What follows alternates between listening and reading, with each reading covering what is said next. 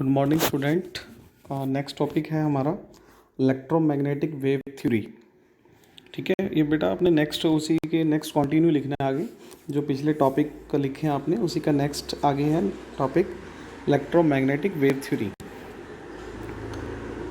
Main postulate जो है बेटा इसके पोस्टुलेट जो आपने लिखने हैं, ठीक है।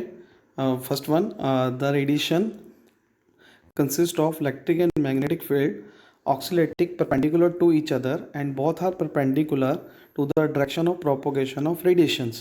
ठीक है, जो हमारी रेडिएशंस होती है बेटा इलेक्ट्रिक एंड मैग्नेटिक फील्ड वो एक तो ऑक्सीलेट करती है एक दूसरे की परपेंडिकुलर में। परपेंडिकुलर मीन्स आप कह सकते हो 90 का एंगल बनाती है, और जिस डायरेक्शंस में वो प्रोपोगेट करती है उसमें भी वो परपेंडिकुलर रहती है। ठीक है, next one second, unlike sound waves or water waves, electromagnetic waves do not require any medium from the transmission or propagations and can move in the vacuum। ठीक है, साउंड वेव्स और मैटर वेव के unlike ये जो electromagnetic waves है हमारी, इनको किसी भी मीडियम की हेल्प की जरूरत नहीं होती। And third one is the radiation have wave character and travel with the velocity of light.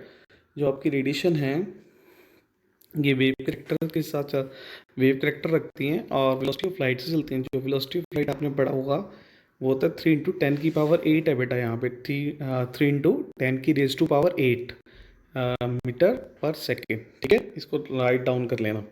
ठीक है, नेक्स्ट आता है बेटा क्वेश्चन हमारा, explain the limitation of electromagnetic wave theory. इस थ्योरी की क्या क्या लिमिटेशन हो सकती है। तो इसमें फर्स्ट वन, ये थ्योरी कहता है this theory was able to explain many observations like diffractions, interference। ठीक है, but fail explain some phenomena. लेकिन कुछ फिनोमिना में फेल हो जाती है ये। कौन कौन से हैं। Number one, nature of emission of radiations from hot bodies known as black body radiation. यानी ये थ्योरी हमें ब्लैक बॉडी रेडिएशन के बारे में नहीं बताती।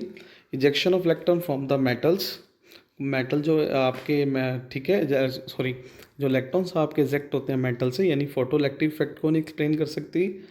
And third one, variation of heat capacity of solid as a function of temperature. यानी जो आपके सॉलिड है फंक्शन के ऊपर डिपेंड करते हैं, उनके बारे में ये डिटेल नहीं देती हमें। And fourth one is line spectra of atoms with special reference to hydrogen. जो आपके लाइन स्पेक्ट्रा है, ठीक है, स्पेशल फॉर हाइड्रोजन को एक्सप्लेन नहीं कर पाती। ठीक है, ये तो बेटा थी लिमिटेशंस ऑफ इलेक्ट्रोमैग्नेटिक थ्योरी। तो नेक्स्ट थ्योरी आती है आपके पास, explain the postulations of Planck quantum theory. अब नेक्स्ट थ्योरी, इसी की नेक्स्ट थ्योरी आती है, उसमें आपने प्लैंक क्वांटम थ्योरी के पॉइंट बताने हैं।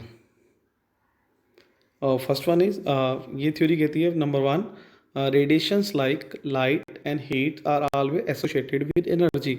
रेडिएशन जो भी कहते हैं आपकी होती है लाइट्स, ठीक है, वो आपकी एनर्जी के साथ एसोसिएटेड होती है।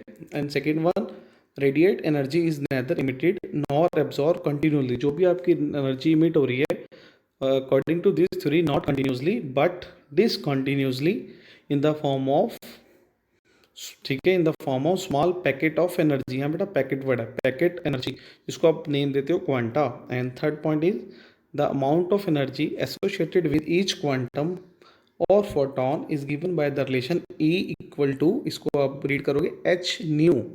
ठीक है, फॉर्मूला बेटा इसकी थ्योरी का कि जो आपकी एनर्जी है वो फॉर्मूला रहेगा E equal to H nu. आपके बाद यहाँ पे मेंशन है E को आप बोलते हो एनर्जी, H आपका प्लैंक कांस्टेंट, ये वैल्यू आपने याद रखनी है। जो ब्रैकेट में मेंशन है आपके पास, V आपके पास फ्रीक्वेंसी आ जाएगी। ठीक है, और next one is fourth point, the energy is emitted और absorb by a body in whole number multiple of quanta. यानी जो भी आपकी एनर्जी इमिट होती है या एब्जॉर्ब होती है वो हमेशा whole number of multiple of quanta की फॉर्म में ही, ठीक है, इमिट या और एब्जॉर्ब होती है। ठीक है, तो बेटा ये पॉइंट थे आपके पास postulates of Planck quantum theory. तो बेटा ये दोनों टॉपिक आपने लिख लेने हैं, और फिर भी आपको कोई डाउट आए, ठीक है, तो आप मुझसे पर्सनली पूछ सकते हो। ठीक है, यानी कोई भी आपकी क्वेरी हो, पिछले टॉपिक में भी अगर कोई क्वेरी हो तो आप मुझे पर्सनली कॉल या, ठीक है, मैसेज से पूछ सकते हो। थैंक यू बेटा।